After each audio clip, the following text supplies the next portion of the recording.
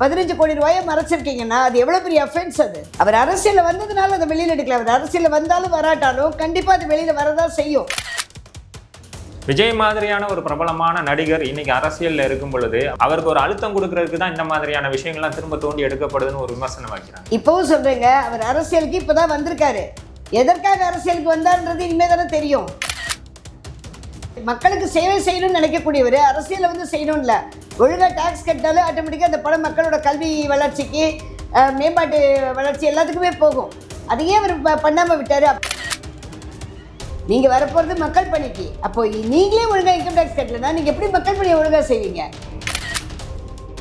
அவர் வந்து கண்டிப்பாக உண்மையாகவே மக்கள் பணிக்காக தான் வராரு அப்படின்றது உண்மையாக இருந்தால் என்ன தொகை கட்ட வேண்டுமோ இன்கம் டேக்ஸ் டிபார்ட்மெண்ட்டால் கொடுக்கப்படுதோ நீதிமன்றத்தால் கொடுக்கப்படுதோ அதை ஏற்றுக்கொண்டு அவர் உடனே அதை கிளியர் செய்யணும். நான் வந்து மக்கள் ரெப்ரசன்டேஷனில் வரப்போகிறேன், மக்களுக்காக பணி செய்ய வரப்போகிறேன், மக்கள் சேவையை நடத்த போகிறேன் அப்படின்னு சொல்லக்கூடிய ஒரு கட்சி தலைவராக தன்னை அறிமுகப்படுத்தி கொண்டிருக்கக்கூடிய டிவிகே கட்சியோடைய தலைவர் திரு விஜய் அவர்கள் நீதிமன்றத்தில் சரியான வழி கொடுத்து அதற்கான வருமான வரியை சரியாக செலுத்தி கணக்கை ஒழுங்காக மெயின்டைன் பண்ணணும்.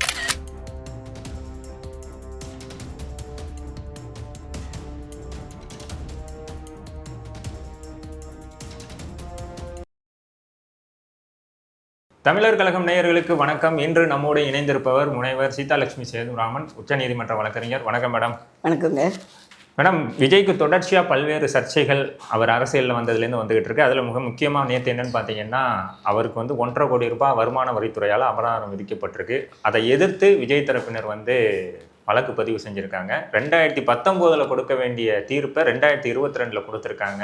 அதனால இந்த வழக்கை வந்து தள்ளுபடி பண்ணுங்க, எங்களால் அந்த பெனால்ட்டியை கட்ட முடியாதுங்கிற மாதிரி சொல்லியிருக்காங்க. இந்த வழக்கில் நடந்த விஷயங்கள் தான் என்ன? அதாவது விஜய் அவரோட வழக்கு அப்படின்னு எடுக்கும்போது இது ரொம்ப நாளாகவே தான் போயிட்டுருக்கு. இன்றைக்கி அவர் அரசியலில் வந்ததுனால அதை வெளியில் எடுத்தாங்கன்னு சொல்கிறது வந்து ஏற்றுக்கொள்ள முடியாத ஒரு வாதம். இன்னொன்று என்னென்னா, 2019 கொடுக்க வேண்டியதை இப்போ கொடுத்துருக்கீங்க அப்படின்னா அப்போ உங்களுக்கே தெரியுது 2019 உங்களுக்கு கண்டிப்பாக அபராதம் போட்டிருக்கணுன்றது உங்களுக்கே தெரியுது. நீங்களே வந்து டேக்ஸ் வந்து மறைக்கப்பட்டிருக்குன்றது தெரியுது. உங்களோட இன்கமோட சோர்ஸை நீங்கள் மறைச்சிருக்கீங்கன்றது உங்களுக்கே தெரியுது.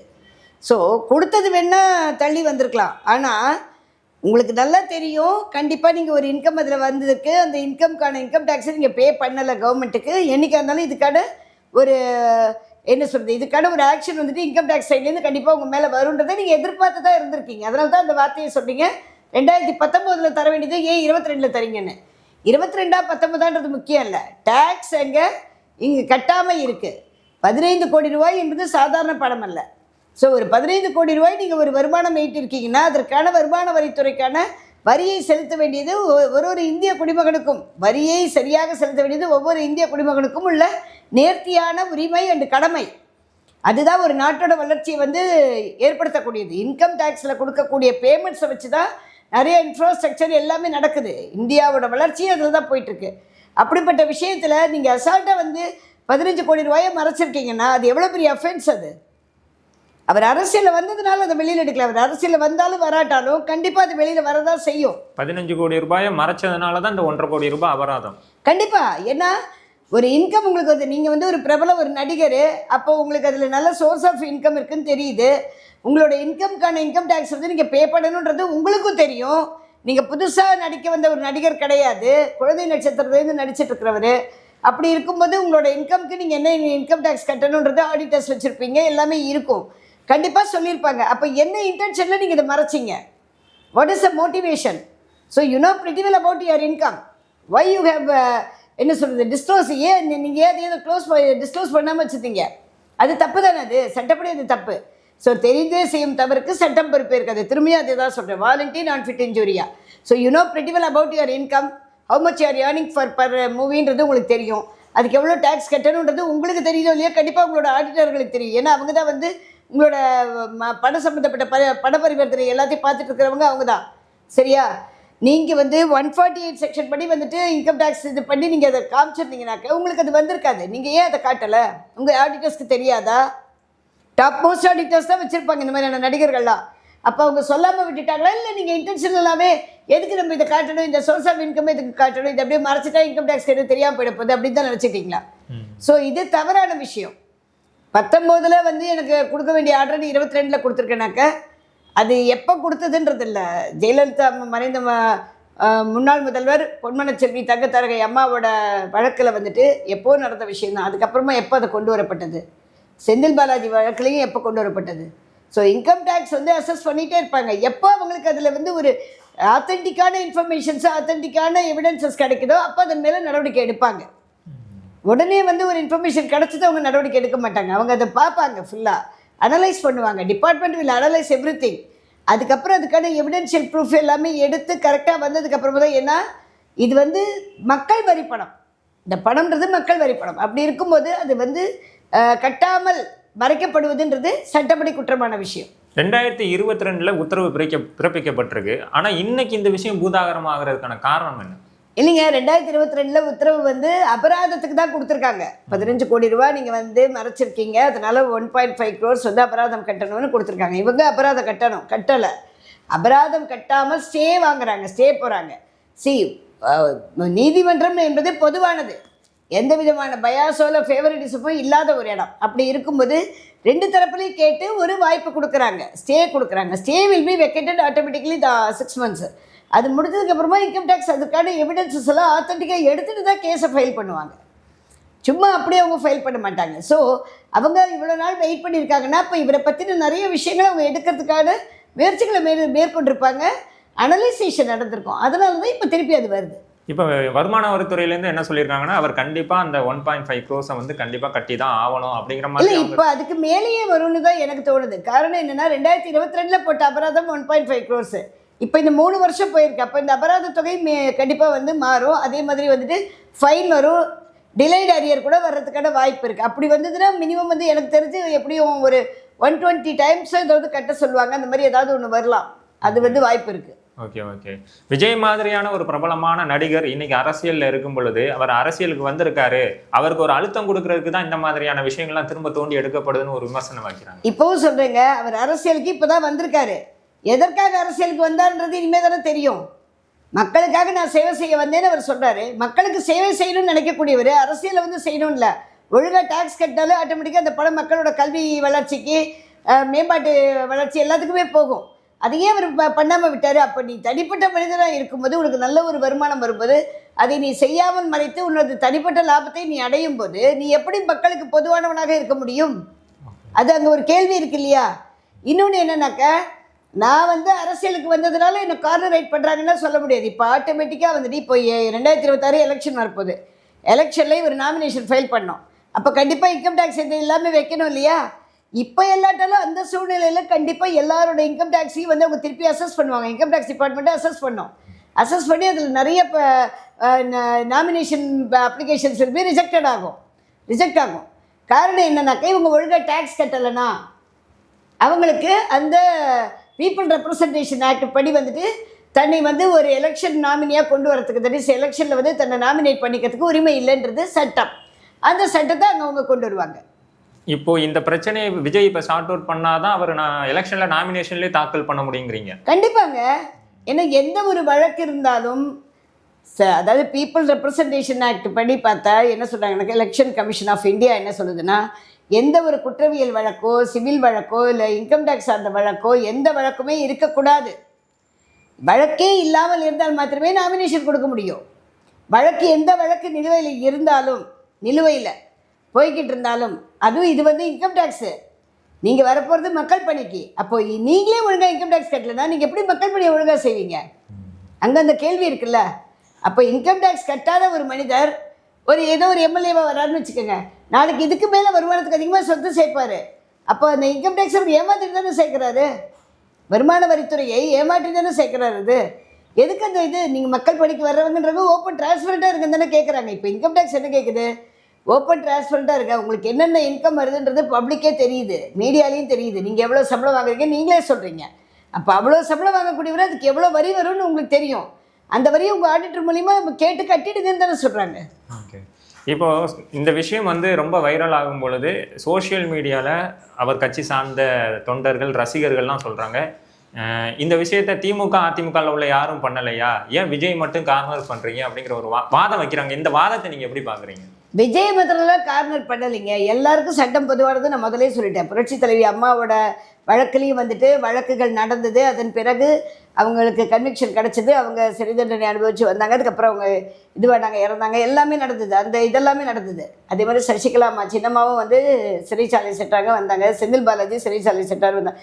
இந்த மாதிரியான வருமான வரித்துறை வழக்குகளில் எல்லாத்துலேயுமே எந்த விதமான பாரபட்சமும் விஐபியோ இல்லை பொலிட்டீஷியனோ இல்லை சிஎம்ஓ யாருக்குமே பார்க்கறது கிடையாது. வருமான வரித்துறை வந்து நேர்மையான முறையில் தான் செயல்படுது. அவங்க எப்பப்பெல்லாம் அவங்களுக்கு அந்த தகவல்கள் வந்து கரெக்டான முறையில் ஆத்தென்டிக்காக வித் எவிடன்ஸோடு கிடைக்குதோ அப்போ உடனே அதன் மேலே நடவடிக்கை எடுக்கிறாங்க. விஜய் இந்த வழக்கை எப்படி எதிர்கொள்ளணும் இந்த விஷயத்தை?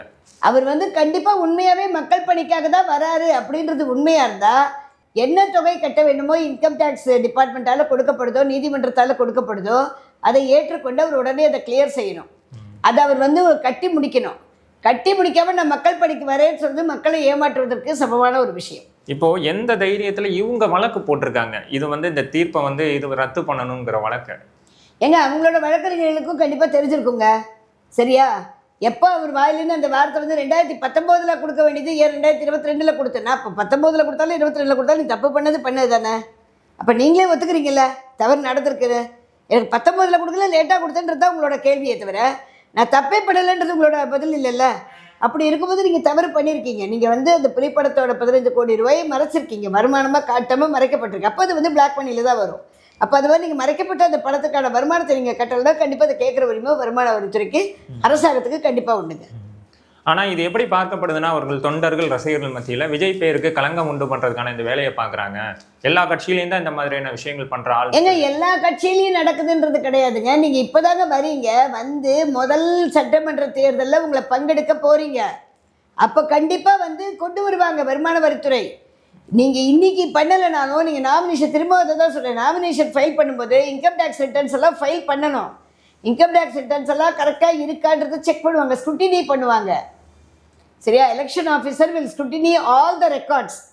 ஒருத்தரோட பிறப்பு சான்றிதழ்லேருந்து அவருடைய படித்த சான்றிதழ்லேருந்து அவருடைய இன்கம் டேக்ஸு, அவருடைய நடத்தை சம்மந்தப்பட்டது, அவருடைய உடல்நலம் சம்மந்தப்பட்டது எல்லாத்தையுமே ஸ்க்ரூட்டினி பண்ணுவாங்க. ஸ்க்ரூட்டினி பண்ணி தான் அந்த அப்ளிகேஷனையும் எடுத்துப்பாங்க. அப்போவும் நீங்கள் மட்டும் தானே செய்வீங்க. இன்றைக்கி எடுக்கலைன்னாலும் 2026 நீங்கள் நாமினேஷன் கொடுக்கும்போது கண்டிப்பாக ஸ்க்ரூட்டினி ஆகும்ல. அப்போ நீங்கள் கேட்க முடியுதில்ல இன்கம் டேக்ஸ் என்ன ஏன் நீ ஸ்க்ரூட்டினி பண்ணுங்க. எல்லா தலைவர்களுக்குமே ஸ்க்ரூட்டினி பண்ணுவாங்க. எல்லா அரசியல் தலைவர்களும் யார் யாரெல்லாம் எலெக்ஷனில் வந்து நாமினேஷன் கொடுக்குறாங்களோ அத்தனை பேருக்கும் ஸ்க்ரூட்டினி பண்ணுவாங்க. அத்தனை பேரோட அளிக்கப்பட்ட சான்றுகளையும் வெரிஃபை பண்ணுவாங்க, அனலைஸ் பண்ணுவாங்க. டிஸ்கிரிமினன்சி இருந்தால் கண்டிப்பாக நோட்டீஸ் அனுப்புவாங்க. இது நடக்கிறது தானே யூஸ்வலாக. இப்போ இந்த வழக்குக்கான விசாரணை அக்டோபர் 10 வரை உயர்நீதிமன்றம் தள்ளி வச்சிருக்காங்க. இது எதற்கான தள்ளி வைப்பா பார்க்குறீங்க? மேபி இன்கம் டேக்ஸ் டிபார்ட்மெண்ட் இன்னும் கொஞ்சம் எவிடன்சஸ் வந்து ஆத்தென்டிக்காக எடுக்கிறதுக்காக கூட இருக்கலாம்.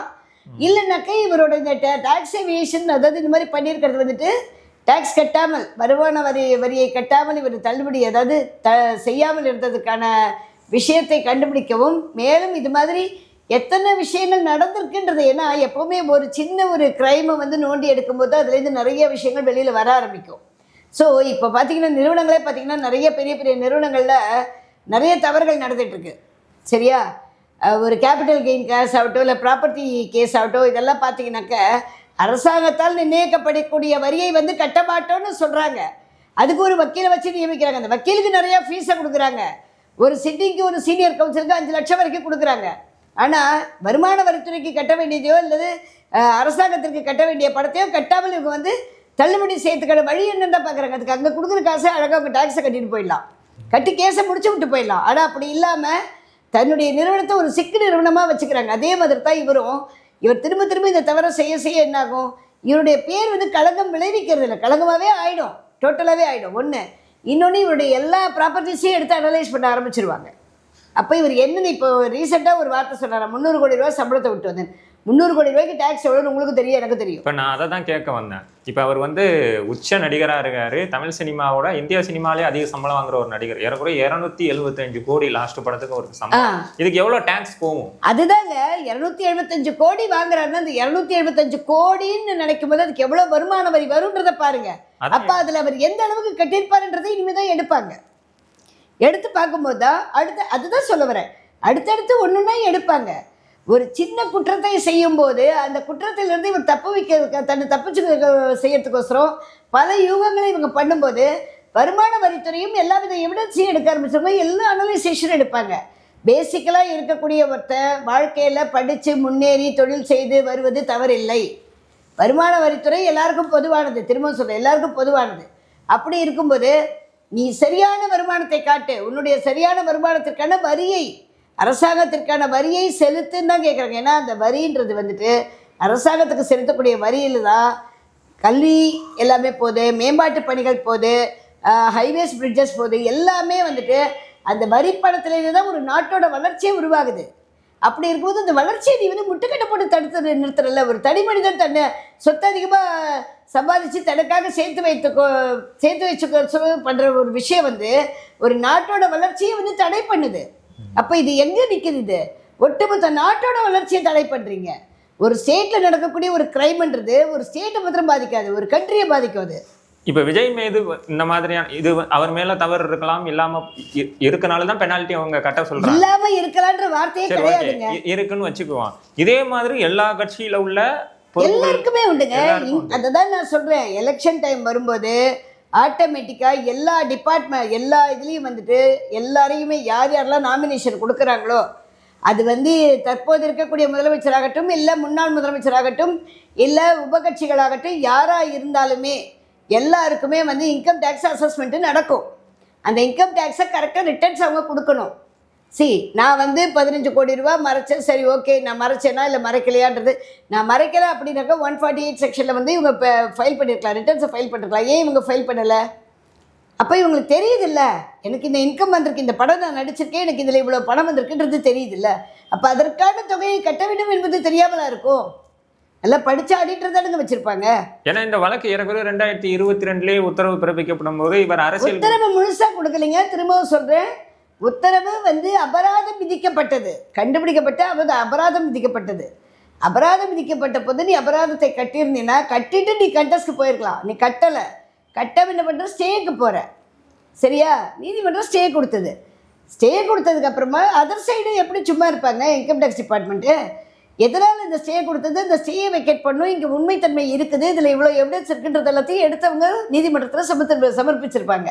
ஸோ அதன் அடிப்படையில் தான் திருப்பி வழக்கு இப்போ வருது. இது ஒன்றும் புதுசாக ஒன்றும் ஆரம்பிக்கலை. ஏற்கனவே இருக்கக்கூடிய வழக்கில் நிறைய எவிடன்சஸ் கலெக்ட் பண்ணுவாங்கங்க. ஒரு பேக்ரவுண்டு செக்கிங்னு வரும்போது, ஒரு கம்பெனியில் வேலைக்கு போகும்போதே ஒருத்தரை பற்றி பேக்ரவுண்ட் செக்கிங் எல்லாமே பார்க்குறாங்க. ஒரு நாட்டுக்கு நீ வந்து ஒரு ஸ்டேட்டுக்கு நீ வந்து சிஎம் கேண்டிடேட்டாக வரணும்னு ஆசைப்படுற, ஒரு கட்சியோட தலைவராக இருக்கணும்னு ஆசைப்படுற, ஒரு முதன்மையான நடிகராக இருக்கிறாய். அப்படி இருக்கும்போது உன்னுடைய பேக்ரவுண்ட் என்னன்றதை செக் பண்ணுற உரிமை வந்து வருமான வரித்துறைக்கு உண்டா இல்லையா? அவங்க தான் செய்வாங்க. விஜய் வந்து அரசியலுக்கு வர முன்னாடி இந்த மாதிரியான சிக்கல் நம்மள்ட்ட ஒன்று இருக்குது, இதை நம்ம சால்வ் பண்ணணும் அப்படிங்கிற ஒரு எண்ணம் இல்லாமலாம் இருந்திருக்கும். எங்க ஒரு விஷயம் சொல்வா, இந்த மாதிரியான உயர்தரமான நடிகர்கள், அதாவது உச்சக்கட்டத்தில் இருக்கக்கூடிய நடிகர்கள்லாம் என்னன்னாக்கா, அவங்களுக்கு சம்பாதிக்கிறது, ஷூட்டிங் போகிறது, வர்றது, இது மாத்திரம் தான் ஃபிட்னஸ், இது தான் பார்ப்பாங்களே தவிர மற்ற rest of the money points எல்லாமே வந்து ஆடிட்டர்கிட்ட விட்டுடுவாங்க. அந்த ஆடிட்டர்ஸ் வந்து கரெக்டாக அந்த கணக்கு வழக்குகளை எடுத்து அவர்கிட்ட கரெக்டாக தெரியப்படுத்தி, இவ்வளோ இன்கம் வந்துருக்குங்க, இதில் இவ்வளோ டேக்ஸ் கட்டணுங்க, கட்டலைன்னா நமக்கு இந்த பிரச்சனை வருங்க, இதை சொல்கிறதுக்கு தான் வந்துட்டு ஆடிட்டர்ஸை வச்சுருக்காங்க. இது வந்ததுன்னா இதுக்கு வழக்கு வருங்கன்றதை சொல்கிறதுக்கு தான் வந்துட்டு வழக்கறிஞர்களை வச்சுக்கிறாங்க. அப்படி இருக்கும்போது இவங்கெல்லாம் உங்களுக்கு கரெக்டாக சொல்லணும்ல, அட்வைஸ் பண்ணணும்ல. நடிகர்கள் அவங்க சம்பாதிக்கிறதுல மாத்திரம்தான் கான்சன்ட்ரேட் பண்ணுவாங்க. சம்பாதிக்கணும், ஃபிட்னஸ் பார்க்கணும், நல்லா தூங்கணும், கரெக்டான படங்களை எடுத்துக்கணும், அதுக்கு எப்படி பண்ணுறது, இந்த மாதிரியான பிளானிங் தான் அவங்கக்கிட்ட இருக்கும். ரெஸ்ட் ஆஃப் த திங்ஸ் யார்கிட்ட போகும்? வழக்கறிஞர்கிட்டையும் ஆடிட்டர்கிட்டையும் போகும். அவங்களுக்கு செக்ரட்டரி இருப்பாங்க, அந்த செக்ரட்டரி கிட்ட போகும். அப்போ அந்த செக்ரட்டரியாவது ஆடிட்டர்கிட்ட கோஆர்டினேட் பண்ணி, இந்த மாதிரி இதில் இவ்வளோ இன்கம் வந்திருக்கு சார், இதுக்கு நாளைக்கு ஏதாவது பிரச்சனை வருமானு அவர் கேட்டு இவர்கிட்ட சொல்லலாம் இல்லையா? இப்போ அக்டோபர் 10 ஒத்தி வச்சுருக்காங்க, அன்னைக்கு என்ன மாதிரியான ஒரு தீர்ப்பை எதிர்பார்க்கலாம்? கண்டிப்பாக இன்கம் டேக்ஸு பணம் கட்ட சொல்லி தான் கேட்பாங்க. அது எப்படிங்க விட்டுருவாங்க? இது மக்களோட வரி பணம் இல்லையா? விடமாட்டாங்க, கண்டிப்பாக கேட்பாங்க. இன்னும் கொஞ்சம் எவிடன்ஸ் எடுத்து உண்மைத்தன்மையை நிரூபிப்பாங்க, நீதிமன்றத்தில் நிரூபிப்பாங்க. அதாவது ஏற்கனவே இருந்த பொன்மனச்செம்மல், தங்கத்தாரகை அம்மா, புரட்சி தலைவி அம்மா மேலே என்ன வழக்கு போட்டாங்க? ப்ரிவென்ஷன் ஆஃப் கரப்ஷன் ஆக்ட் 1988 தான் போட்டாங்க, வருமானத்துக்கு அதிகமாக சொத்து சேர்த்த வழக்கு. இப்போ இதுவும் அதே தானுங்க. ஸோ அந்த அம்மா ஆட்சியில் இருக்கும்போதே, முதலமைச்சராக இருக்கும்போதே அவங்க மேலே அந்த வழக்கு தான் இருந்தது. அந்த வழக்கை அவங்க எதிர்கொண்டாங்க, கரெக்டாக. அதே மாதிரி செந்தில் பாலாஜி மேலேயும் அதே வழக்கு தான் வந்தது. ஸோ இந்த ப்ரிவென்ஷன் ஆஃப் கரப்ஷன் ஆக்ட் 1988ன்றது எல்லாருக்குமே தான் பிறந்தது. வருமானத்துக்கு அதிகமாக சொத்து சேர்க்கக்கூடிய யாராக இருந்தாலும் டிஸ்ப்ரொபோர்ஷனேட் அசட்.